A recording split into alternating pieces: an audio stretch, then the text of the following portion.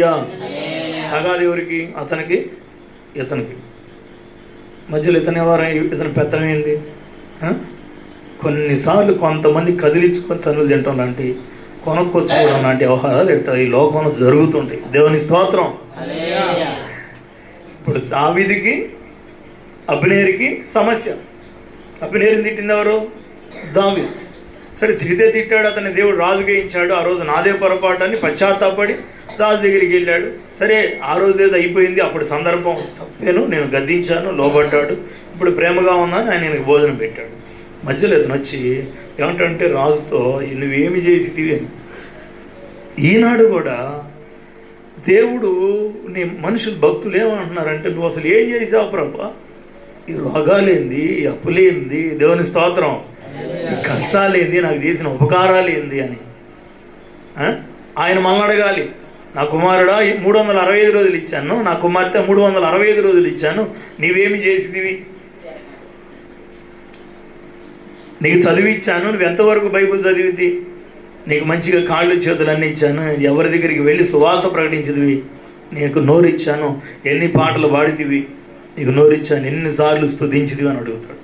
ఆయన అడగాల్సిన వదిలిపెట్టి ఒల్టాయి భక్తులు వాళ్ళు ఏమడుగుతున్నారంటే, నీవు నాకు ఏమి చేసిదివి? దేవుని స్తోత్రం. ఏం చేశాడో తెలుసా? ఊహించనని మేలు చేశాడు. దేవునికి మహిమ కలుగును కాక. ప్రతి క్షణం మన జీవితాన్ని ముగించాలని అపవాది పోరాడుతూ ఉంటాడు. ఎప్పుడు? ప్రతి క్షణం. దేవుడు మన జీవితాన్ని కాపాడాలని ప్రతి క్షణం మనకు ఆయన కాపుదలు అనుగ్రహించాడు. లేకపోతే మనం ఏమవుతాము? 365 రోజుల్లో ఇంకా మన ముందుంది 6 రోజులు. 359 రోజులు మనం బతుకున్నామంటే, ఒక ఐసీలో ఒక పూట ఉండాలి, ఆక్సిజన్ పెట్టాలంటే 1000 రూపాయలు కట్టాలి. భోజనం కొనుక్కొని తినాలంటే 100 రూపాయలు అవుతుంది. నీళ్లు కావాలంటే క్యాన్లు కొనుక్కోవాలంటే ఎంతో పైసలు అవుతాయి.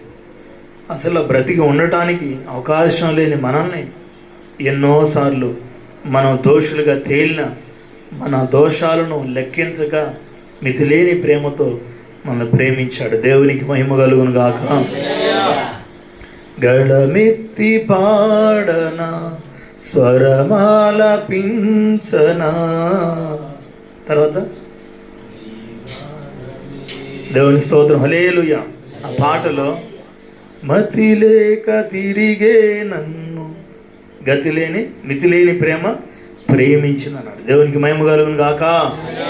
తల్లి గర్భముందే పిండముగా ఉండగా జారిపోయిన వాళ్ళు అందరూ ప్రసంగి గ్రంథం 6వ అధ్యాయంలో ఉంది. ఒకడు 100 మందిని పిల్లన కానీ 100 ఏళ్ళు బ్రతికి సుఖానుభవం ఎరగకుండా ఉండటం కంటే పిండముగా ఉన్నప్పుడు రాలిపోయిన వాని గతి మేలు. చూడండి ప్రసంగి గ్రంథం 6వ అధ్యాయం. ప్రసంగి గ్రంథం 6వ అధ్యాయం 3వ వచనం. ఒకడు 100 మంది పిల్లలు కానీ దీర్ఘాయుష్మంతుడై